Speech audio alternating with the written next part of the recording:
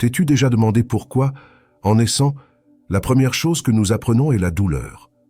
Certains disent que Dieu est amour, mais il suffit de regarder sa propre vie pour voir que cet amour semble toujours caché derrière un mur de larmes, de disgrâces et de silences insupportables. Tu as été créé pour souffrir, et peut-être n'as-tu jamais eu le courage de formuler ce blasphème à voix haute, mais il a toujours résonné dans quelques recoins oubliés de ta conscience comme un murmure gênant que personne n'a jamais voulu traduire. Tout ce qu'on t'a enseigné sur le but, sur l'épreuve, sur le mérite, n'est peut-être qu'une farce bien rodée pour te maintenir à genoux, remerciant pour chaque goutte de souffrance, comme si c'était une bénédiction, acceptant chaque cicatrice comme une preuve de fidélité. Et je te demande, si la souffrance nous façonne, qui a décidé de nous façonner ainsi? N'est-il pas étrange que la douleur soit si abondante et la paix si rare? Qui a choisi ce théâtre absurde où hommes et femmes passent leur vie à saigner en silence, tentant de transformer leur propre enfer en autel? La souffrance n'est pas une conséquence, comme on te l'a dit, mais une condition délibérée, un engrenage caché qui fait fonctionner toute la machine divine au prix de ta paix, de tes os, de ta santé mentale. T'es-tu déjà demandé si la douleur n'est pas, en réalité, le véritable culte rendu à ce Dieu qu'on jure bon? Depuis combien de temps portes-tu cette croix sans même savoir qui l'a posée sur tes épaules? Le plus pervers n'est peut-être pas de souffrir, mais de croire que la souffrance est inévitable, nécessaire, juste, comme si c'était toi qui devais être puni pour exister. On t'a appris que la souffrance rachète, qu'elle purifie, qu'elle prouve que tu es digne. Mais on ne t'a jamais expliqué pourquoi un Dieu censé aimer aurait tant besoin de te voir souffrir pour t'aimer en retour. En a-t-il réellement besoin? Ou bien ce Dieu que tu connais n'est-il qu'une idole façonnée à l'image et à la ressemblance de la peur, du contrôle et du mensonge? Pourquoi personne n'a-t-il jamais osé poser cette question devant un autel? Tout ce qu'on t'a dit sur le sens et la justice ressemble de plus en plus à un écho vide. Un écho qui répète les mêmes mots depuis des siècles pour occuper les hommes à survivre à leur propre misère. Peut-être est-ce cela que l'univers essaye de te dire depuis le premier cri d'un nouveau-né jusqu'au dernier souffle d'un mourant, que la souffrance est une énigme, mais pas une vertu, qu'il n'y a aucune grandeur à ramper pour obtenir un peu de miséricorde dans un monde où la douleur semble avoir été programmée pour toi dès avant ta naissance. Si l'univers parle à travers la douleur, c'est seulement pour montrer combien nous avons été trompés à croire qu'elle était la voix de Dieu. Et c'est ici, dans cet instant où les questions pèsent plus lourd que les réponses, que tu te rends compte qu'il n'y a peut-être rien de plus hérétique et de plus nécessaire que de lever les yeux vers le ciel et de refuser l'offrande de la souffrance. Car si Dieu t'a créé pour souffrir, la plus grande forme de libération n'est pas d'accepter le fardeau mais de le détruire. Et dans ce geste, dans cet instant où tu oses briser le cycle, tu entends peut-être enfin ce qui a été étouffé pendant si longtemps. La sombre vérité que la divinité elle-même t'avait cachée, comme quelqu'un qui craint que la créature ne découvre le vrai visage du Créateur. Vois, avant tout, l'absurde qui soutient ta propre croyance. On t'a dit que la douleur est nécessaire parce qu'un Dieu l'a décidé ainsi, comme si la bonté pouvait coexister avec la cruauté, sans qu'aucune part de toi ne se révolte. La souffrance a été transformée en liturgie, en autel secret sur lequel on sacrifie des rêves, des corps, des espoirs. Et personne n'a jamais osé demander si cette exigence ne trahissait pas plus le bourreau que le Créateur. As-tu déjà ressenti le soupçon que peut-être la divinité qu'on t'a enseignée n'est qu'un reflet de la peur humaine projetée à l'infini?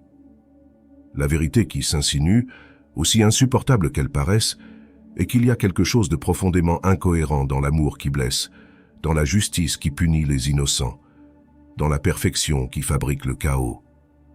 Pourquoi un être parfait aurait-il besoin de créer des créatures vouées à l'angoisse, sinon pour réaffirmer son propre pouvoir? Ton existence, faite de larmes et de silence, ne serait-elle pas simplement la preuve que toute cette architecture céleste est moins divine qu'on te l'a fait croire? Tes yeux se sont habitués à l'obscurité qu'on t'a présentée comme lumière, et ainsi tu as appris à appeler foi la peur de regarder au-delà. Chaque sermon que tu as entendu, chaque prière récitée à genoux, répétait comme un sortilège « Accepte, accepte, accepte ». Mais la philosophie, cette hérésie des hommes lucides, n'accepte pas, elle interroge. Si la douleur était réellement une épreuve, Quel genre de créateur aurait conçu un univers où tous ses enfants sont condamnés à échouer? Si la douleur était pédagogique, une seule leçon ne suffirait-elle pas? Pourquoi devons-nous répéter le même cycle de misère, génération après génération, comme si la souffrance était la langue naturelle de l'âme? La vérité, cette vérité toujours gardée entre ombres et interdits, est que peut-être personne là-haut n'a jamais écrit ces règles, sinon les hommes qui voulaient en contrôler d'autres. Et pourtant, tu continues à les appeler sacrés. Voici le nœud qui serre ta gorge sans que tu saches le nommer. La souffrance a-t-elle un sens, ou est-elle seulement inévitable? Chaque fois que quelqu'un t'a dit « c'est la volonté de Dieu », tu as accepté parce que tu croyais que l'univers avait besoin d'ordre, de signification. Mais si l'ordre n'existait pas, et si le seul ordre était celui que tu osais t'imposer à toi-même, as-tu remarqué combien la souffrance nous rend dociles, combien elle nous attache à l'espoir que peut-être demain sera différent? La souffrance ne purifie pas, elle apprivoise. Elle nous rend petits, reconnaissants pour des miettes, incapables de nous rebeller.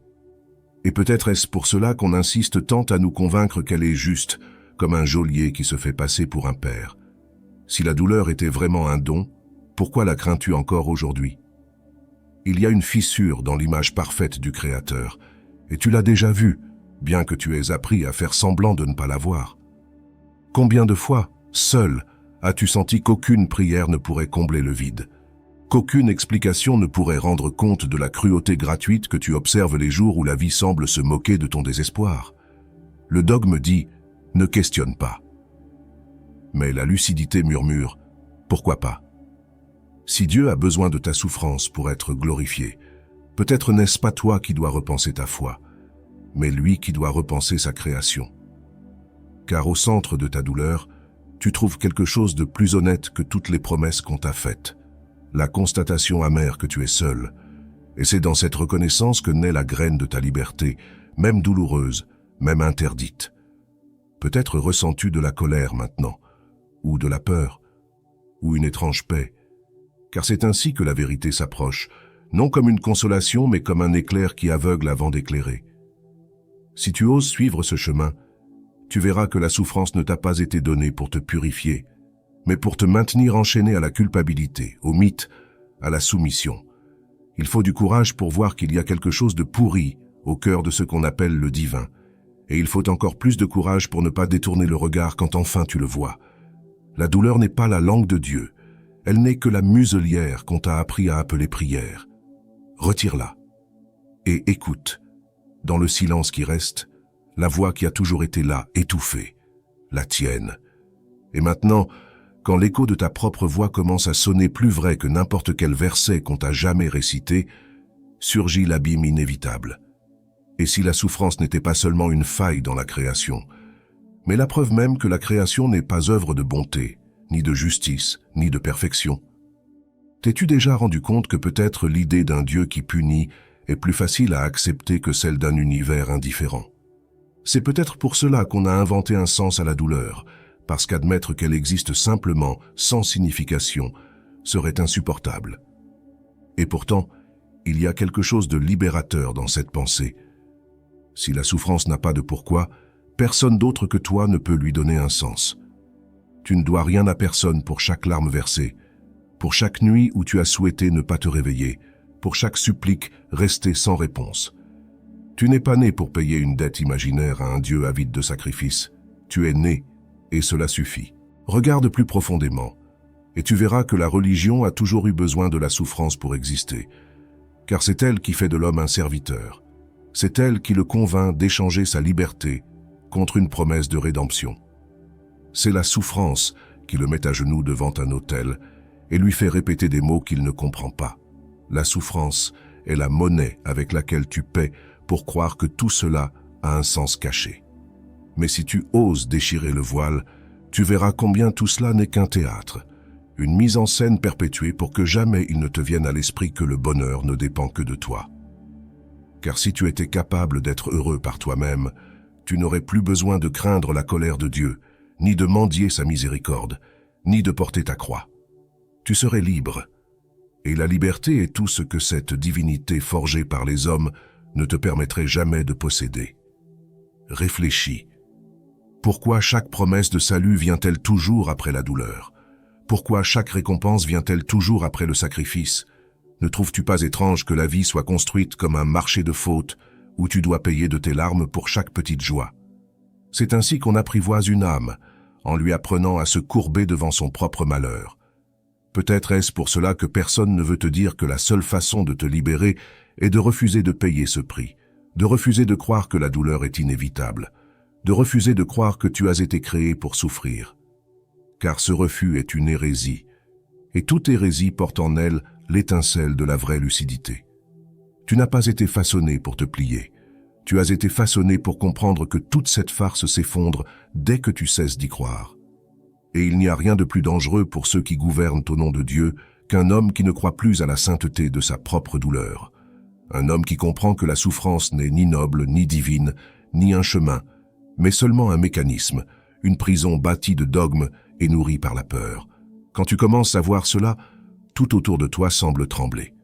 Les prières perdent leur sens, les culpabilités se dissolvent, la promesse du paradis devient ridicule face à la beauté brutale de la liberté. À chaque pas que tu fais dans cette conscience, tu ne t'éloignes pas de Dieu. Tu te rapproches seulement de ce qu'il est peut-être vraiment, ou de ce qu'il n'a jamais été. Et alors tu comprends qu'il n'y a rien de blasphématoire à refuser de souffrir. Le blasphème, c'est d'accepter en silence une vie de servitude et d'oser encore l'appeler dévotion. Le blasphème, c'est de ne pas questionner par peur du châtiment. Le blasphème, c'est de vivre esclave de la douleur en croyant ainsi plaire au Créateur. Peut-être que la vérité la plus dérangeante est celle-ci. L'univers n'a pas besoin que tu souffres pour être parfait, et Dieu, quoi qu'il soit, n'a jamais eu besoin de ta douleur pour exister. La souffrance ne sert qu'à ceux qui veulent que tu restes petit. Et maintenant, face à cette clarté inconfortable, il ne tient qu'à toi de décider, continueras-tu à être complice de ta propre prison, ou oseras-tu enfin lui arracher ses chaînes? Alors tu respires, et pour la première fois cet air semble plus dense, presque hostile, comme si la réalité elle-même te mettait au défi d'avancer. Car rien ne blesse plus profondément que de réaliser que la douleur que tu portes n'a jamais été nécessaire, seulement utile à ceux qui avaient besoin que tu restes obéissant. Depuis combien de temps portes-tu cette armure de résignation, sans voir qu'elle n'est pas vertu mais condamnation? Combien de fois t'es-tu menti à toi-même en disant que la douleur te rendait plus fort, alors qu'en réalité, elle ne faisait que te rendre plus soumis? Le grand mensonge a toujours été celui-là, transformer la violence du destin en moralité, comme s'il était digne d'endurer en silence les coups du hasard, comme si la douleur te donnait de la valeur. Mais dans le silence de cette nouvelle conscience, une question brutale surgit. Et si la douleur ne t'avait que déformé, réduit, plié, jusqu'à ce que tu deviennes trop petit pour rêver? Car la douleur n'a jamais été seulement la douleur. Elle a été façonnée, emballée, vendue comme si elle était la signature d'un pacte divin, et tu l'as achetée par peur d'être rejetée, oubliée, condamnée. Crois-tu vraiment qu'un être infini se soucie de compter chacune de tes chutes? Crois-tu vraiment qu'un univers si vaste se préoccupe de ta culpabilité? Peut-être que le plus grand tour de la foi n'a pas été de te convaincre de l'existence de Dieu, mais de te convaincre qu'il exige ta souffrance pour être satisfait. Si la souffrance était vraiment nécessaire pour atteindre le sacré, pourquoi seuls les pauvres, les fragiles, ceux qui ont le moins, sont-ils ceux qui souffrent le plus? Si la douleur purifiait, le monde serait plein de saints, mais il n'est rempli que d'hommes mutilés, brisés de l'intérieur, enseignant à d'autres hommes à accepter cette même mutilation comme signe de dévotion. Et chaque fois que tu répètes le geste d'accepter, tu renforces la prison. Vois comme ce piège a été ingénieusement construit. Si tu souffres, c'est que tu le mérites. Si tu ne le mérites pas, c'est que tu ne comprends pas encore. Si tu comprends, c'est que tu dois supporter. Si tu ne supportes pas, c'est que tu n'as pas assez de foi. Un labyrinthe parfait où chaque sortie ramène à l'entrée. C'est ainsi que la douleur devient circulaire, perpétuelle, un moteur invisible tournant au centre de ton existence sans jamais s'arrêter. Mais la philosophie, quand elle est sincère, a le courage de déchirer ce cercle, de dire qu'il n'y a aucun mérite à continuer de tourner autour de son propre abîme. La souffrance n'est pas un escalier vers le ciel, c'est une spirale vers la caverne. Et peut-être que tu commences déjà à sentir, en cet instant, que la peur de briser cette spirale est plus petite que le désir de enfin te lever. Il y a une flamme en toi qui ne s'est pas encore éteinte, même étouffée par des années de silence. Elle brûle discrètement, demandant seulement que tu oses dire non. Non au Dieu qui exige du sang, non aux mythes qui justifient la cruauté, non au destin qui ne t'a jamais appartenu. Car ce feu ne brûle pas pour détruire, mais pour éclairer. C'est lui qui pose les questions auxquelles personne ne répond, qui ouvre les failles par où la vérité s'échappe, même quand le mensonge semble déjà trop solide pour s'effondrer. Le feu ne demande pas la permission, il incendie. Et il en doit être ainsi de ta lucidité. Et maintenant tu ne peux plus te mentir, car une fois que tu vois, tu ne peux plus ne pas voir. Une fois que tu comprends, tu ne peux plus feindre l'ignorance. La souffrance ne te paraît plus noble, plus naturelle, seulement inutile, seulement imposée. Et peut-être que c'est là le plus grand péché aux yeux du vieux Dieu, réaliser que tu n'as plus besoin de lui pour te pardonner. Car s'il y a quelque chose de vraiment divin en toi, ce n'est pas dans la douleur que tu endures, mais dans le refus silencieux d'accepter que la douleur soit tout ce que tu mérites. Il y a autre chose qui t'attend au-delà de ce sacrifice insensé, mais pour l'atteindre, tu dois lâcher le poids de la foi qui n'existe que pour blesser. Et ainsi, pour la première fois, tu sens le sol trembler sous tes pieds, comme si chaque certitude ancienne s'effondrait au ralenti, dévoilant un territoire de silence que tu n'avais jamais osé habiter. L'esprit, peu habitué à respirer un air si rare, lutte pour trouver des explications qui ne tiennent plus. La foi, autrefois si solide, commence à se révéler comme un cristal fêlé qui ne semblait entier que de loin. Tu plonges en toi et tu te demandes combien de parties de toi ont été enterrées sous le poids de cette douleur sanctifiée? Combien de fois t'es-tu tué à petit feu, croyant que c'était le chemin de la rédemption? Maintenant, pourtant, un autre chemin se dessine, un chemin sans prière, sans dogme, sans chaîne. Un chemin qui ne promet ni ciel ni ne menace d'enfer, mais qui a la saveur douce amère de la liberté nue.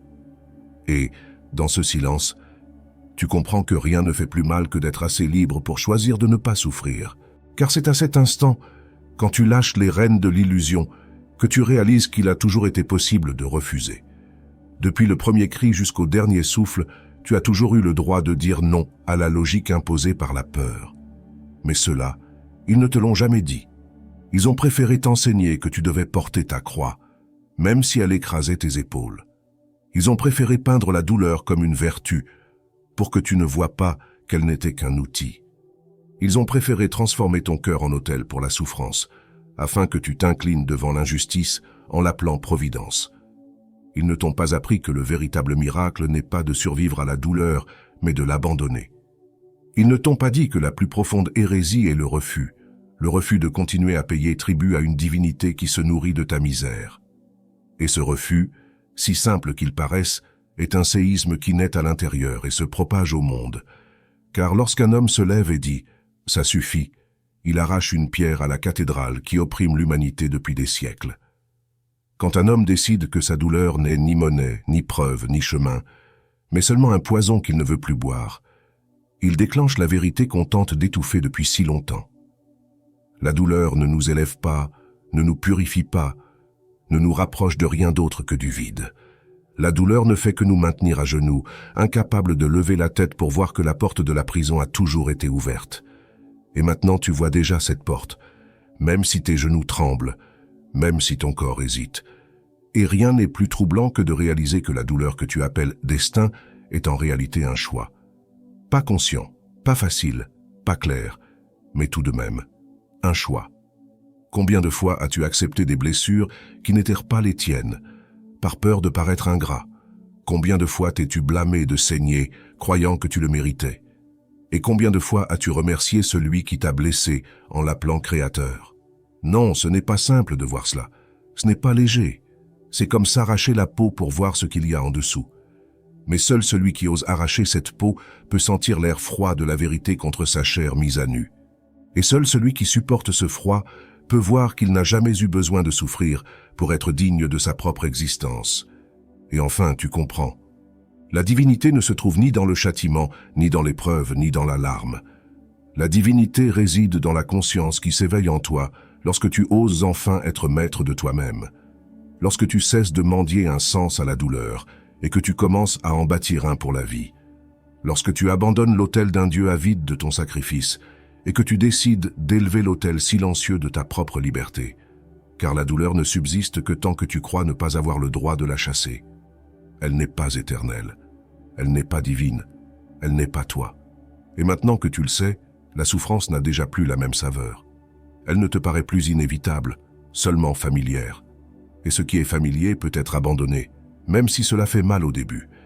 Et c'est à ce point, où tout ce que tu croyais commence à s'effondrer dans un silence assourdissant, que la lucidité se révèle non comme une consolation, mais comme un abîme impossible à ignorer. Il n'y a plus rien à quoi se raccrocher, ni dogme, ni promesse, ni excuse pieuse. Juste la crudité d'une conscience qui ne plie plus, même sous le poids de millénaires de superstition. C'est ici que tu comprends que toute la douleur que tu as endurée ne t'a jamais rapproché d'un paradis. Elle ne t'a fait que t'éloigner de toi-même. Car le paradis n'a jamais été ailleurs, ni après, ni au-delà. Il a toujours été caché sous des couches de peur, attendant que tu oses déchirer le voile. Et lorsque ce voile tombe enfin, tu ne vois pas un Dieu avide de ta souffrance. Tu vois un espace vide, prêt à être habité par ta propre volonté. La liberté est amère au début, parce qu'elle porte le goût de tout ce qu'on t'a refusé. Le courage d'exister sans demander la permission, la force de dire non à un créateur qui ne t'a jamais parlé autrement que par la douleur. La liberté, c'est se réveiller à la vérité que personne ne viendra te sauver, parce qu'il n'y a jamais eu de plan pour ta rédemption. Tu n'es pas un projet divin. Tu n'es pas une pièce dans un engrenage cosmique. Tu n'es qu'un être trop conscient pour continuer d'accepter les mensonges réconfortants qu'on t'a offerts, comme s'ils étaient des dons. Et cela est à la fois terrible et magnifique, parce que, enfin, tu comprends. Il n'y a pas de rédemption, parce qu'il n'y a jamais eu de condamnation. Tu ne dois rien à personne pour être né. La souffrance, ce vieux imposteur, essaie encore de murmurer dans ton esprit. Elle tente de te convaincre que l'abandonner serait une trahison. Elle essaie de te faire croire que sans elle, il n'y a pas d'histoire, pas d'identité, pas de moralité. Mais tu ne te laisses plus tromper. Tu comprends déjà que la douleur n'est pas la fondation de l'être humain, mais sa cage. Un être humain ne commence à vivre vraiment que lorsqu'il cesse de se nourrir de cette culpabilité ancestrale. Il ne commence à voir la grandeur de la vie que lorsqu'il comprend qu'il n'a pas besoin de fouet ni de couronne d'épines pour être digne de lui-même. Parce que la vie est à toi. Pas prêtée, pas conditionnée. Tienne. Et maintenant, les mains libres de cette croix que tu as portée toute ta vie, tu sens quelque chose battre en toi plus fort que tout ce que tu as jamais ressenti dans une église, dans une prière. C'est un silence nouveau. Mais cette fois, il n'est pas vide, il est vaste. Un silence dans lequel tu t'entends enfin toi-même, sans intermédiaire. Et c'est dans ce silence qu'éclot une suspicion presque interdite. Peut-être que ce qu'ils appellent Dieu n'est pas une entité là-haut attendant ton sacrifice, mais seulement le nom qu'on a donné à ta propre liberté quand on n'avait pas encore le courage de l'accepter. Peut-être qu'il n'a jamais demandé ta douleur. Peut-être qu'il n'a toujours été que le reflet de ton refus d'être libre. Et c'est dans cet instant final, quand il ne te reste plus que toi-même, que tu comprends pourquoi la douleur était si commode pour ceux qui t'ont appris à l'adorer. Un homme qui souffre ne pense pas. Un homme qui souffre ne questionne pas. Un homme qui souffre est prévisible, malléable, façonnable. Mais un homme qui ose vivre sans craindre l'hérésie de la liberté, cet homme ne peut pas être contrôlé. Et c'est ainsi que tu deviens dangereux, non pas en blasphémant contre Dieu, mais en découvrant que tu n'as pas besoin de lui pour exister, parce que la vérité n'est ni un réconfort ni une promesse. La vérité n'est que la vérité, et à elle seule, elle suffit. Et maintenant tu te sens différent, même si rien autour de toi n'a changé. Il y a en toi un silence nouveau, dense comme la nuit, et léger comme la brise avant la tempête. C'est le silence de celui qui ne porte plus la croix, mais qui ne sait pas encore quoi faire de ses mains vides. Et cela effraie, parce qu'on t'a toujours appris à appeler ce sentiment un péché. Mais au fond, tout au fond, tu sais que ça ne l'est pas, c'est la liberté. La liberté fait mal au début parce qu'elle arrache les fausses racines qu'on a plantées en toi depuis l'enfance. Mais à mesure que l'écho de ces mots se répète dans ton esprit, tu réalises qu'il n'y a rien de plus divin que d'oser enfin respirer, sans craindre d'offenser le ciel. Et peu à peu, tandis que les dogmes se dissolvent, tu commences à reconnaître tes propres ruines comme une sorte de temple. Chaque larme versée pour rien devient un miroir. Chaque nuit noire où tu as imploré un sens se révèle maintenant comme une répétition pour cet instant, l'instant où la douleur ne te sert plus, l'instant où la culpabilité ne te convient plus, l'instant où tu te permets d'exister sans avoir à justifier quoi que ce soit à qui que ce soit, pas même à Dieu. Et cela, à lui seul, suffit à ébranler toute la fondation d'un monde bâti sur l'obéissance aveugle. Parce qu'un homme qui ne craint plus sa propre liberté est un homme qu'aucun autel ne peut contenir. Alors, garde ce sentiment comme on garde une flamme dans une grotte sombre. Laisse-le grandir, laisse-le éclairer, laisse-le incendier quand le moment sera venu. Et si ces mots ont touché en toi quelque chose qui a toujours été vivant, mais toujours réduit au silence, sache que tu n'es pas seul. Il y en a d'autres, ailleurs, qui s'éveillent à la même illusion, qui choisissent la même hérésie silencieuse, qui trouvent le même vide fertile. Que ceci ne soit pas seulement une réflexion, mais un commencement. Parce que tout commence par un choix. Continuer à être un serviteur ou oser être libre. Et si cette graine a déjà germé en toi, avoue-le, même en silence, personne ne pourra jamais effacer la vérité que tu as déjà vue. Si ces vérités t'ont effleuré comme un murmure qui enfin avait du sens, permets-toi de partager cet instant avec d'autres, et laisse ta marque ici comme un signe que toi aussi tu as commencé à marcher hors du temple.